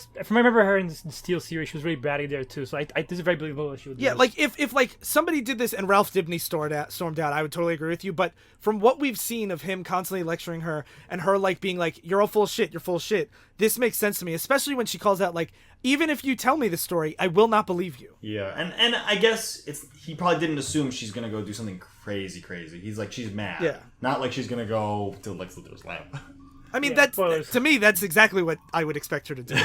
So, and then it cuts to Animal Man and Adam Strange are looking for where Starfire had went to, and they find her, and they're like, "Is she alive?" "Oh, there she is." I like that they say that she can take care of herself. She's not damsel in distress, and then she's clearly captured in this panel. And then they get captured. Yeah, too. then they go to, and then they get captured. Well, honestly, I liked how she's like, she said that up that like, "Oh, she's not damsel in distress." She says like, "It's only Earth that is sexist. Everyone else is super feminist nowadays. Like, stop living in your Earth mentality, Animal Man. Like, everyone else is progressive in the future in space." And then Lex. Yeah, Lex basically he explicitly is like, "I want them all to be my slave." And then he sees Natasha Irons in the crowd, and he's like, "Hey, you mad at your uncle? Why don't you have a special pass to come inside?" And you'll be our first subject. And then it shows like a panel of her like strapped into this thing that like has her held down, and she looks very worried. And they just fill her with superpowers. Yeah. And so issue 9 starts with Lex giving another toast where he's like, I've seen a new dream, a dream where every man becomes a Superman. God bless America. And Steel comes in, and he's like, I'll give you some fucking fireworks. Oh yeah, and just to clarify, when Steel is like full Steel skin, Yeah. he looks like Silver Surfer. He does. So he grabs Lex by the throat, and he's like, where's Natasha? My favorite is this is happening. I'm like, there is no way Seal is ever going to be able to spin this as like in his favor. Like he looks like a terrorist coming in here. He busts into a press I'll conference. give you fireworks and grabs him by the throat. The ex-president of the United States. Yeah. Yeah, So- people shoot at him, and he melts their bullets with his hands. And then he makes those bullets melt a person's skin. Okay, first, she's a robot, so don't worry about it. It's Mercy, but... Oh, Mercy Robot in the comics? I was like, what is this? She's a robot. I think so. Is she more Robot in the comics? I think so. She's not an anime cartoon. Maybe he is melting this person's skin. I don't remember. But anyway, right before he he's gonna burn Rips Lex's his face metal. off. His metal's like melting and dripping down into Lex's face almost. Yeah, but then his team of superheroes, led by Natasha, shows up, and she's like, "You better put my boss down before you get hurt." And they look like he's people from Nickelodeon sports reality Yeah. TV shows. Yeah, They're like the contestants for American Nickelodeon Gladiator, or like yeah. And then John and Natasha fight for like a while. Yeah, Natasha's like, he's my uncle, let me take care of him. And she makes a good point that like you could have killed Lex, like if I didn't stop you, like you're fucking out of control. Yeah. she and has then- she has a lot of powers now. Yeah. He said give her everything. And then they stop at one point and they're like, let's hear each other talk. I heard what Phil's complaint was last issue, so let's hear each other out. And then he's like, give it up, come home, it's not what you think. He did this to me. And she's like, you haven't heard anything I've said. This is what I want. And she punches him and she's like, I'll never give it up, not for you, not for anyone. And she jumps away. No, she punches him into the river. Yeah, she throws him into the "Oh, river. I thought-" She jumps him away. Yeah. Yeah. Then we get Starfire, Animal Man, Animal Strange, Wake Up, Animal Strange, Adam Man. Yeah. Sly's loving all these when we mess up. Yes. Yeah, so they're all like if you've seen like The Hobbit or read the book when the goblins or the trolls have them all tied up, and he's like, how should I eat them? That's I was basically what this thinking the guy's Care doing. Bears in Wonderland when they're captured by the Jabberwocky. I was thinking of Luke Skywalker hanging from the cave of. That's probably the most apt. Okay, sure. No, Care Bears. You like hats? I'm mad about hats.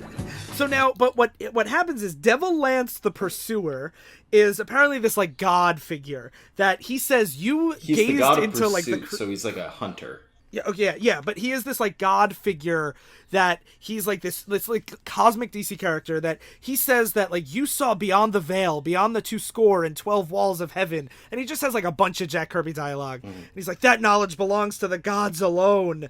So they find out that it's common knowledge now that they saw creation or whatever they saw when the universes collided, and now there's these big cosmic people that like want to kill them or get their knowledge. Yeah, and they're hiring bounty hunters too. That's gonna be important. Yeah. Hiring bounty hunters. And Animal Man and Adam Strange, and Starfire use their powers together to basically. Yeah, Animal Man uses his powers of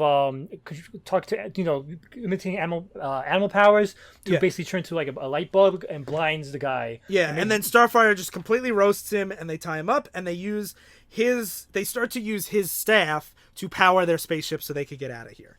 Yeah. And then we see Renee at the bar that she's usually at, but this time a man comes up. When we say bar, it's a lesbian bar, and now a guy shows up. So a guy shows up who we don't know who he is, but he's just really obnoxious and keeps asking a bunch of questions. And all the people around him are like, I think you're in the wrong place. If you want Dixieland, that's the next block. But he just walks into the lesbian bar anyway. Yeah, and so it's obvious that this is the question, and he's like, come on, I might have some answers for you. And he says, like, he's been checking up on her, he can see that she's still really curious, he shows that he's the question that he has this, like, magic science gas. If you don't know the question, he has gas that he, like, sprays on his, like, putty mask so he can form it into whatever he wants so he can look like other people and stuff. Yeah, so it gives him that no face, and he's like, come on, you're curious, let's go find out the rest together, because I'm pretty sure that what we saw was the groundwork for an invasion. Gotham City's being targeted by Intergang. Who's listening in? Batwoman. So what's interesting, I knew about Batwoman before this, but this is her first appearance, isn't it? Yes. I did not know a Batwoman existed. I knew So- Batwoman because I knew she was a lesbian, and I was like, that's pretty cool. I know like no other superheroine that's a lesbian. And so she has long red hair. She's a femme fatale. Who could it be? Has a long I red was cape. actually surprised because again I thought Batwoman had been pre-established before this. I did not put two and two together that was. I didn't Renee's until the love. comic basically spells it out later. Yeah. I was like, Yeah, who is yeah, that? That was a good. It's. I don't think it's supposed to really be a mystery for much longer. Yeah. So And that ends the issue. Yep.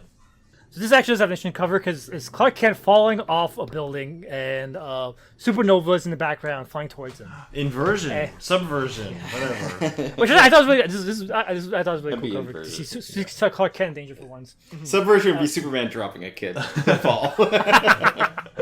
So the story opens with Black Adam. He's meeting. Didn't Daredevil do that? It dropped a baby off a bridge or something. Black Adam's meeting the people from China and other countries that they're lying with. But then the woman that was sent as a virgin to him is running away, and the guards stop her and they hold her down. And he wants to talk to, and Black Adam wants to talk to her, but she spits in his face, saying, "My name is Adriana Tomas, and you are nothing but a terrorist." And she spits in his face. Yeah, it's dope. And then cuts to Clark Kent. He's being fired from the Daily Planet. This was so sad. What? Not J. Jonah Jameson, whoever this guy is like Perry White. very well. This every Marvel character has a DC character and vice versa. I'm like, Okay, it's just well, crazy. Spider-Man specifically, what like a lot of like Spider-Man was specifically like made to emulate I'm not Superman in a lot of shitting ways. on Like him. the red and I'm blue. Also, Perry White is very different from J. Jonah Jameson because Perry White is like, sorry. you're one of my best reporters. I'm so sorry. Like, he's more of like a father figure than an antagonist. Okay. He's just firing him because he's like, you've done shit. work Perry for White is fiery, 7 but he's a soft heart. I'm J. sorry, Jonah I Jameson didn't is mean an to asshole. offend you. I just meant like they look the same and they have They the do same look the job. same. They do the same thing. And in this scene, they're acting very much the Stanley same. basically ripped him off. Like it's not Superman's fault. That somebody I'm ripped him not off. blaming Superman. I'm just saying that this guy is basic. Like to me, I can't tell the difference between some of these guys. So Yeah. he's firing him, and he's like, for some reason, you were a great reporter, and now you just suck ass. But he's like very resentful. He's like, I don't know what's with you. Like I don't want to fire you. Like I feel bad. And when he says he's like, you're fired. He like hands him a notice of termination. And Clark's like, you're firing me? And he's like, I'm sorry. It's not this. Like everything. You've been letting everything slide. He's still I kind of don't mean. wanna I do mean, this. he's like, Mr. White, I can do better. And he said, no kidding. That's the point, Kent. I don't know what trade secrets and tricks you've been relying on all these years as investigative reporter. But worse, I don't know where they went. But once it became apparent to me that a lot of times you let stories fall into your lap rather than fight for them. You used to be great, Kent. You used to take risks. You used to put yourself in the thick of news. Now that you keep your distance, that's not the job. And then And he's like, he sees Supernova out the window. yep. And then Yeah, so Clark can see Superman flying out the window, and he jumps out the window. he's like, bye, committing suicide. I love that Perry White's like, wait, it's not worth killing yourself. I'm sorry. But the trick was, people doing Lois Lane trick. Lois Lane always put Yes. herself in danger. Superman will go and save her, and she's like, now can I have an interview? Haha. And so I thought this was a really cool scene because this is why I like to have Clark's here, because you see Clark without Superman powers. Yeah. And you see, like, without Superman powers to protect him, he's more skittish. And Perry White notices, and he's like, you're a shit reporter without your Superman powers. And Yeah. Clark's like, no, I can be a good reporter. It's a bold Give me a move when you chance. don't know who this guy is yet. And you're like, I'm assuming he'll catch me when I jump out this way. Well, this guy's been around for weeks, and he sees him flying out there. I think it's That's a safe true. bet. Like he's been saving everyone. Like he's been him. He's been Also, saving himself. Lois Lane talks about this later, but one of Superman's big things is his like undying, sometimes naive optimism that people will do the right thing. Yeah. So like I could see Clark Kent being like, I assume this guy will save us. He's a hero. Yeah. And so Black Adam goes to meet the woman that ran away before, and he tries to talk to her in private. And she's like, I'm not a prisoner here. And he's like, you're not a prisoner. You're a refugee. I'm trying to protect you. And he's like, you're free to They leave, killed though. your family when they took you away. Your brother was sold into slavery. You have no one. That's why I ordered you refuge. Yeah, and she walks away, and she says, before she walks out, she says, you're not going to change the world. And he says, I've seen your crusades psychotic. What you're doing is crazy. You're going to plunge the world into war. Like, why are you taking this out of the world? What happened to you? And he says, and Black Adam says, the problem with you is that you're naive. She says, you're arrogant. And he says, you're disrespectful. And she says, you're alone. And that ends the scene. Then we get the Lois Lane scene I was just talking about. Yeah, where Lois she's Lane's like, you're always putting your... How dare you put it? She's basically, I like it because she's yelling at him for doing the stuff she does all the time. Like, you can't... Yeah, it's a you literally can't yell at hot him. kettle. Also, I love how he goes to grab the hot boiling pot with not thinking he would burn himself. Yeah, Like he's there's like, like boiling pasta, and he's just like goes to grab it with his bare hands because he's like, I'm yeah.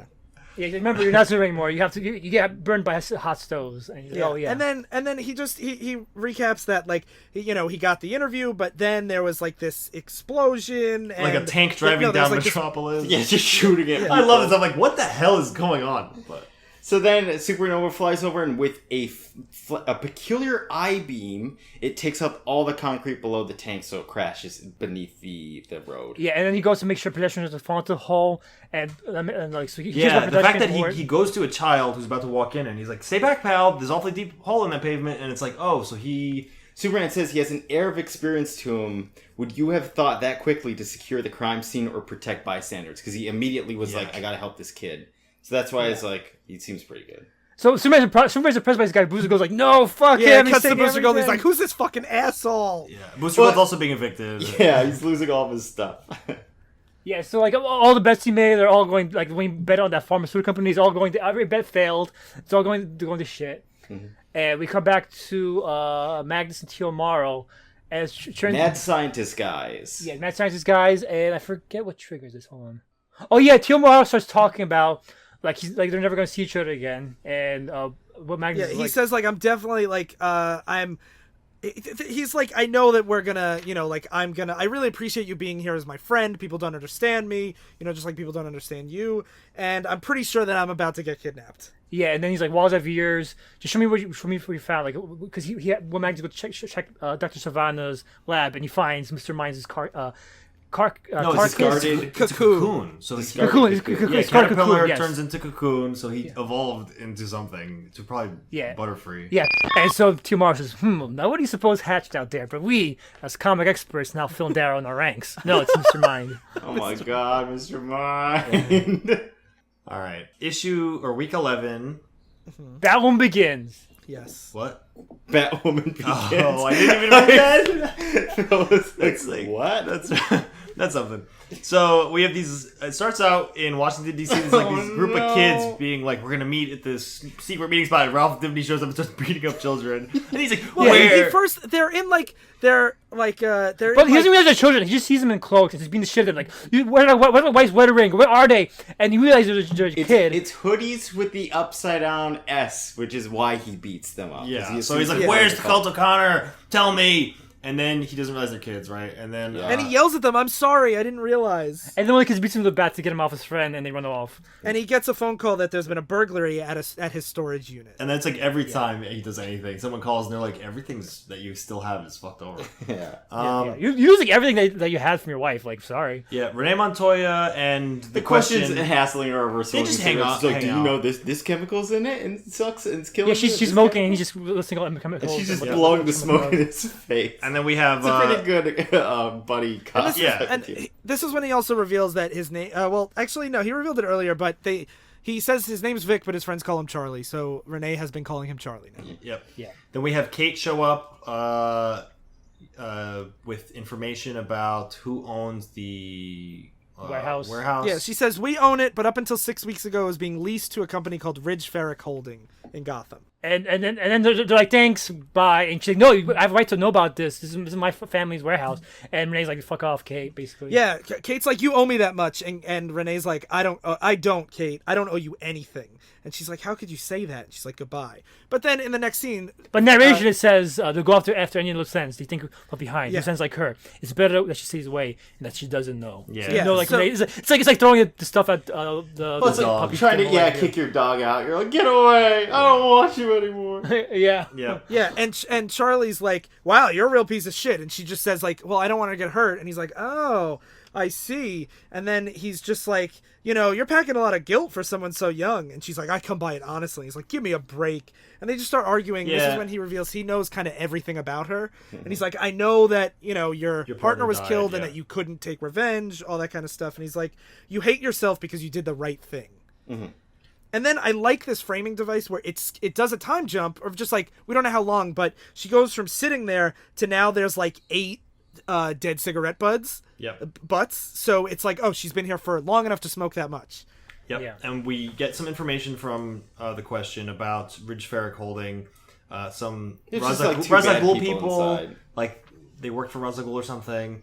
So bad Gotham people. And we have Batwoman again listening to this conversation, getting all her info from other people.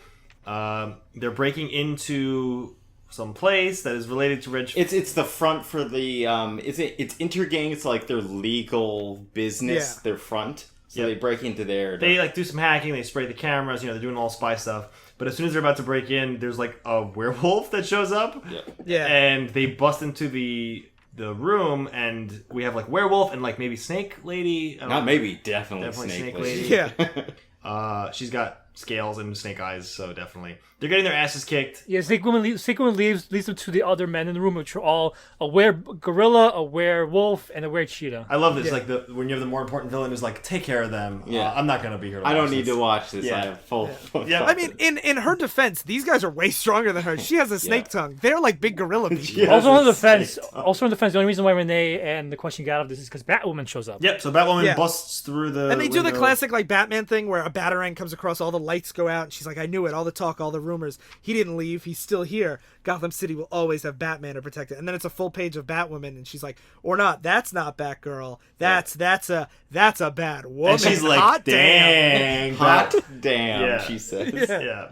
She wants to get the Men in Black gun to try to shoot him the gorillas, but Batwoman's like, no killing, and she pushes her out of the way. Yeah. And then she says, And she pushes damn. her out of the way. Somewhere along the line, someone taught her how to throw a punch. Yep, and then she goes ... I'll be damned. Yeah. Yeah. Which I like that they don't draw it out like, who is this Yeah. redhead that's doing it? Yeah. Yeah. And she Then flies she away. leaves, and Question's like, I think she likes you. She's Yeah. like, shut up. Back in the warehouse that was vandalized, or the storage unit, about with Ralph Dibny, there's the resurrection symbol vandalized on the front. He's trying to find out what they stole inside of the place. Like, he's looking through all the boxes. There's photos, Sue's Paris wardrobe, more Sue hats over here.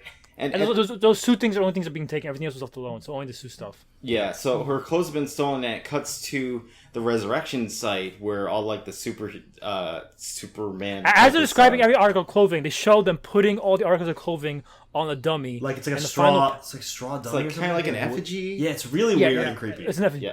Yeah, so they put basically, and then the final panel is them surrounding this effigy, this cult of Connor. Week 12, we're meeting Isis on the cover, and she's like, it's like Black Adam's holding her. Like, ooh, Wow, who's this? very political to bring in ISIS, the Islamic State of Syria. Okay, this is before ISIS organization. This is back when ISIS meant the guy, like the Egyptian god. Right. Yes. Again, more Super Egyptian clarified. imagery with Kondak. Yeah. Yes. And the cover shows ISIS, and it says, "Has she stolen the heart of Black Adam?" Looking excited to find out. Renee's getting chewed out by her police commissioner again, and then she returns home, and the Question is has been meditating for 2 days. Can he mold his junk with his clay body, or is it just his face? Also, the only point is that when they investigate a place, it's all completely empty afterwards. So Maggie's like, "I'm not appreciating your help at all. Like, you're just causing all this trouble, getting yourself in trouble." And literally after you leave an area, it's empty. Everything you say is there is not there. Mm-hmm. And this whole meditative thing is an old like 80s Question idea that he used to like. This is like a character thing from his history. Zen But he's Buddhism from- basically he's going inside, which is when he meditates to kind of figure out the answers of what's going on. And so they're trying to find out where the weapons are going. And what's linking all these different plot points? And she's like, he knows. And he says, all right, you win. He opens his eyes. We'll go to Kondak. Also, one nice touch. This is the first time since the warehouse fight where she takes off her cast for her arm. Oh, So yeah. the whole time she got Good- Because her arm was broken. Yep, Yeah. good use of time across these issues, too, which is cool. Yeah. And then it cuts to Kondak, where you have Black Adam flying around, and he goes and meets with Adriana again. And He's going around like bringing water to villages and stuff. Yeah. He's doing like God stuff, and everyone's worshiping him. he's talking to her again. Because, Not just bringing water, like using his powers to move like seas. Yeah. Yeah. Right. Yeah. He's talking to her again, and he's like, I had no idea the village was in such need. And she's like, well, it's because you spent your time in power fighting American heroes and executing American villains rather than, like, listening to the plights of your people. And Yeah, stuff. and she's like, you're basically using other countries like chess pieces to consolidate this power base, and you're just starting conflict. Like, you're not helping your own people. But then she does say, like, you've changed the course of rivers, provide water for hundreds of people, disarmed fields of mines, you've made their lives better. And he's like, well, you suggested those things instead of just playing the politics. She's like, well, that's all I can do, but someone like you, Black Adam, you see now, you can help in many ways because of what you can do. Why act out of anger when you could act in hope? And he says, for a good reason. Yep. So then he takes her. I love, real quick aside, when they're like, hey, we need to talk to you, Black Adam. He's like, I'm busy. Yeah. They're like, the Iranian superhero's name is Super Sheik. Yeah. I'm like, it's a good name. So he takes her to this like shrine that's in honor of his wife and sons that were murdered in ancient Egypt times when he first got his powers.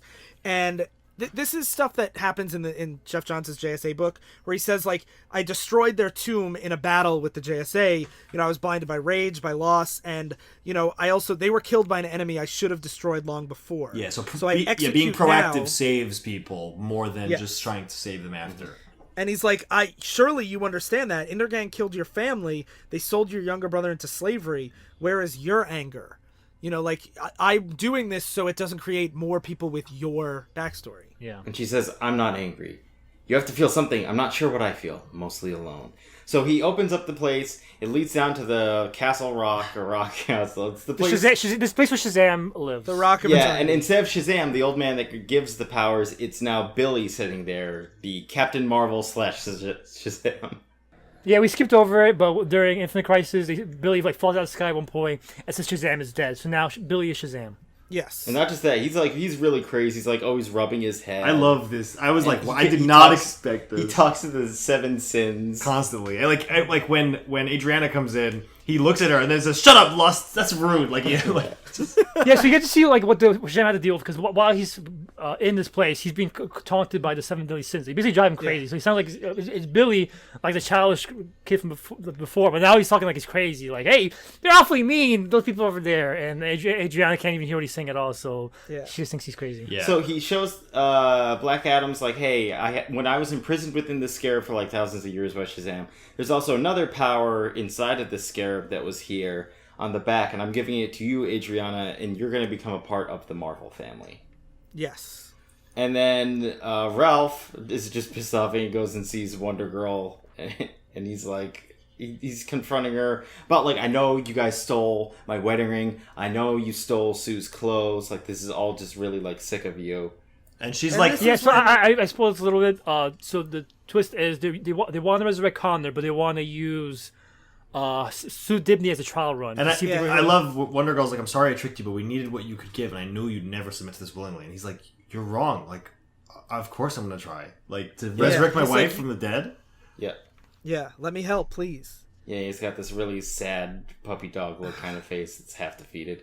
So basically, Adriana takes the Scarab's powers. I love like Shazam Billy Batson is just looking bored at her. And he's like, take the amulet, Adriana. Let the words flow into you and through you. Yeah. And he's like, say it now. Say it, do it. Yeah. And And then she says, I am Isis, and then she gets a whole new like superhero costume and stuff. Yeah, she looks like another Costume is a Shazam generous like another Shazam character, but more of an Egyptian theme. Yeah. And I thought this was really cool because Isis was never a DC character before this. Yeah. Oh. But what happened was in the 70s they had a Shazam TV show, and Isis was like a Shazam Isis Power Hour, and Isis was basically the female Shazam, but she only existed on TV. And this I was didn't know that. yeah, so like this is like DC finally bringing that character from TV into the comic books. And also, like, Billy has always had the Marvel family, but Black Adam has always hoarded all of his powers. So him first saying, like, I'm ready to share it with this person that inspires me is, like, in a non-meta sense, like, to me, like, really powerful stuff. Yep, and now she's like, I can feel her power inside me. Nature is calling me, asking me what I can do to help my crusade. And he's like, all right, let's do this. Help me, Isis. And she's like, okay, we're going to change the world, but first we have to go find my brother. Da, da, da. Who's the brother? So now, week 13, we start with another Cult of Connor meeting where they're trying to resurrect Sue with that, like, straw effigy. And this time, Ralph has brought in, undercover, Metamorpho Zoriel, who's an angel, Green Arrow, and Hal Jordan. And basically, he's like, You guys all died. I need to know what this resurrection thing is legit. Right. That's all, like, he's they're like- all here and they're like, this is a scam. This is terrible. This is crazy, isn't it, Ralph? And he's like, literally, all of you have died and come back. yeah. Well, they assume he's here to bust them up, but then he's like, no, I brought you here to tell me if this is real. And they're like, okay. Yeah, and he takes off the blanket that was covering the effigy, and now there's like a mask of just his wife's like smiling face. It's on so it. creepy. It's really creepy. Yeah. That's what I love, because this whole thing is everything about this whole cult is creepy. And they don't have hair. She doesn't have hair or anything, so it just like looks like this, like bizarre, like it's like a bizarre bastardization of his wife. That's what I love about it, because everything about this just seems like it's wrong, and that's what all of Ralph's friends think. Like, this is just fucked up. Yeah, they're like, hey, you know, the lights behind the waterfall over there are fake. They say that they have blood kryptonite that they're all passing around and putting their life force into, but it's just a rock painted red. Like, this is all fake, and Hal's even like, there's no like magic coming from any of this. And then as this is going on, Ralph starts and they're to come trying to his explain. senses. Yeah, they're like, you're the most rational person I've ever met. How could you think this? Yeah. Whatever You're just happens- being deluded by pain. Whatever happens next is up to you. We'll back off or we'll step in depending on what you want to do as he takes the rock. I really love that, though, that they're like, we don't buy into any of this, but they're like, we're your friends. If this is what you have to work through, we will follow your lead. Yeah. And so then we see Isis and Black Adam are going into like a slave factory, and they're just she puts all the slavers in this like big whirlwind, and I guess It takes kills them all. away. Yeah. Yeah, I don't know if And, she kills them. the slavers. They're Oh dead. no, he says they deserve more than a few broken bones. She's like, no, I don't want to kill people in front of these children. Yeah, and they're all like, So thank you. they say, yeah, and she's like, we're bringing all these children to Kahndaq. It's going to be like a place where orphans can live in refuge. She's like, maybe I need to stop hoping. My brother's not here. And he's like, look at these children. That's all they're doing. You show them hope. You show me hope. And no one's done that in so long, in so many centuries. We will find your brother. And we'll free all the children in the world doing it. So like, they're both making each other better. Yep, and then it cuts back to Ralph, and he's like, hey, Rex, and that's the metamorpho guy. He throws him the rock, and he's like, remember how we dealt with Kendra Rose Gamma Gong that time? And so he like crushes the rock. Then basically all the superheroes just come out and they Beat just the start shit out. wrecking the place. They're like, fuck you, Cult of Connor! No, barely anyone. Ralph grabs the leader, and he's like, and the leader's like, "What are you doing?" He's like, "I'm shutting down an enormous con, you parasite. I'm not sure what you hope to gain by stringing me along, but you picked the wrong victim." And Wonder Girl's like, "Who conned who? You played me to get in. This is sacred. How dare you ruin this for us?" And there's like a big fight. She's like, I love Superboy. You cost this. You cost me that. That's another thing I love about this. I love that they have Wonder Girl as part of this cult to just make it questionable enough that is she fucked up? Yeah, because Or, she's like a good person too. Whereas if it was just like villains, you'd be like, this cult's bad. Whereas like Wonder Girl being a part, you're like, it makes sense too that she'd want Connor back. And then the leader knocks over like a fire pit thing, and the whole place goes up in flames. And Ralph is just like, "Shut your mouth, you piece of filth! You twisted me and you manipulated me. You put me through hell. And for what?" And he sees the effigy has grabbed his. Yeah, the straw his effigy. That half the face is now like peeling off. Its limbs are contorted, and and it says Ralph. This gave me like chills looking at it. I'm like, oh no! And his face too. He's looking at this and he's like, oh my god. Yeah, he goes, And oh he's just god. like, what have I done? And the cult leader just puts his face palm saying, "Oh, you idiot!" Like he expects this to happen. Yeah. Of course it's gonna happen. But you fucked it up. Yeah, and Ralph goes, stop! And- Stop! And he's screaming like, "I was wrong. We were wrong. This wasn't a trick. Please, I should have believed. We have to try again." And they're like, "No. Those were our only sacred waters. That was our only kryptonite. Thanks to you, we have nothing." And they fly away, and Ralph is just laying in the fire with Sue's body. The friends are looking for Ralph as they're flying around saving everyone. This was Ralph, and Ralph just hugging his. He's hugging, and they save it, and then it cuts to what is it? The next day, I guess. Yeah, next day, yeah. Yeah, the next day, and they're like, "There's no remains. Hal Jordan's Green Lantern ring scanned. Ralph's body's not here. So that means even Nor if is he's the not fake suit, didn't he? yeah, even if he's not using his powers, he evidently still got out alive." And they're like, "There's not a trace of him. Damn it, not a one." And it cuts as they're flying away. Wait, first Hal Jordan says, "Poor Ralph. Even after he thought he lost everything, he still has his mind." No, but I mean, even while they're flying away, it cuts on, the camera lingers just on the wedding ring that's left behind. Yeah. And they're like, well, now what happens? And it's Ralph under a bridge in his robes, rocking back and forth, holding the straw body, just saying, "Try again, try again." Straw body with no again. limbs, and the face has been like blown out, so not even her face remains on top of it. Yeah. Poor Now, Ralph. there is some debate on the scene if Ralph is hallucinating this or if it really happens. Well, we can save the debate when we read more. And but more about the cult. I think we should save that. When I read it, and I'm like, and man, it gave me chills too. Like it's just such that one fucked page, up. honestly, of the contorted, because the arms are like they're like what would be a broken arm if you like they're very in weird positions, and her face is peeling, and she's just looking at him, smiling. And her smiling, peeling face, and he's just like, it's just multiple shots of his eyes, and I'm like, oh my god. I feel like Yes. if you live in this world where so many people are coming back to life, that would be a thing. Like, I would have bought it. Yeah, I would Cult definitely. of Superman. But that's why I like how they stage the cult, because the cult is shady this whole entire time. It's not just we really like this legitimate organization. They've been robbing places, people, and stuff like that, and spray painting everything. Like they are a freakish cult, and so like they made it. It's not like a hospital. Like John Henry Irons, like I'm going to make a pill to resurrect people. It's like, but like it makes so much sense that like, especially with Superboy, because like Superman came back from the dead. Yeah. Why couldn't Superboy? Yeah. Mm-hmm. Yeah. And so that concludes Volume 1 of 52. The first fourth of 52. The first fourth of it. So, any initial thoughts from you guys? I really like it so far. It went very quick for me because I was enjoying it so much, and I think I mentioned this to you guys maybe while I was reading through it, because I didn't read it all in one shot. Like, I would read some of them one day, and then the next day I'm thinking about it while I'm at work, and I'm like, I want to read more comics. And I was like, wow, that's a weird feeling to have. What did I say? Darryl? So before we set out on this, I was playing a game with Sly, and Sly had made a comment where he said, I think I know what's going to happen. Phil's going to enjoy it for the most part, but Daryl's going to be like, I enjoy it, but there's all like these weird things. Like, I'm going to have a lot of like ifs, ands, and buts. And Sly's not wrong. He knew what was going to happen, and it's exactly what he probably predicted too. It's all the extraneous superhero stuff. I think the main plot threads that it's happening is really great, and I like the where Ralph has gone during this. I don't care about like any of the Adam Strange and Starfire, like that stuff is whatever for me. But it's like Renee and the Question is a really good duo. I enjoy them. I enjoy all of Ralph's stuff. Black Adam is really interesting too. So I like all these things. It's just like this story is like in a comic book universe type of deal. It's like you cannot remove it from it, or maybe you could remove certain like elements. Okay, no, you can't. This whole point is to embrace the universe, and we'll get further in.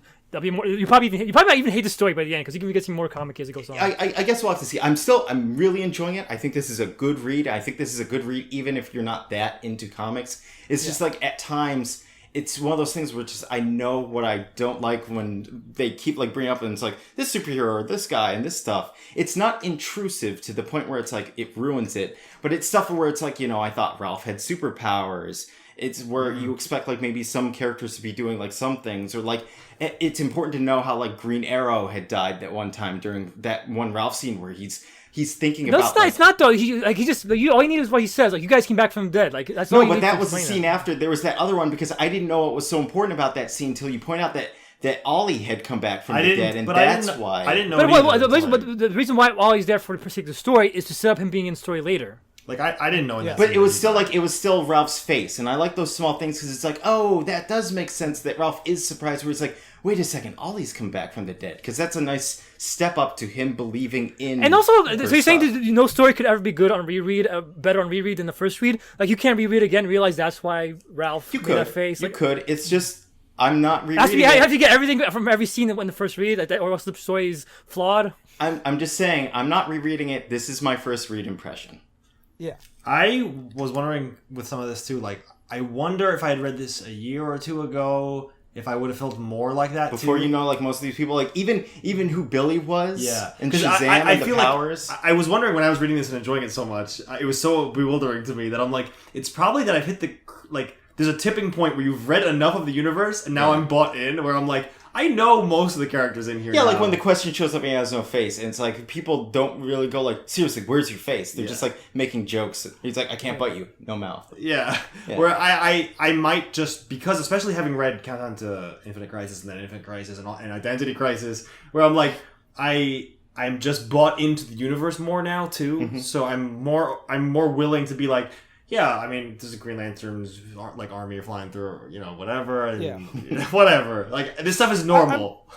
I'm very curious what you think by the end, when we start to see like what is, because this first volume is a lot of it is set up, is like setting up all the pieces, and I'm curious, like we saw a little bit with like as they introduced Batwoman of like they're starting to introduce new ideas and new concepts. Same thing with like Isis, Isis definitely, where you're like, I wonder how you guys will feel as we advance and you see now that the stage is set, how the pieces move along. So I'm definitely very into it. I wanted to read more after I stopped at 13. I was like, fuck you guys, because I want to keep reading. So that's a good sign.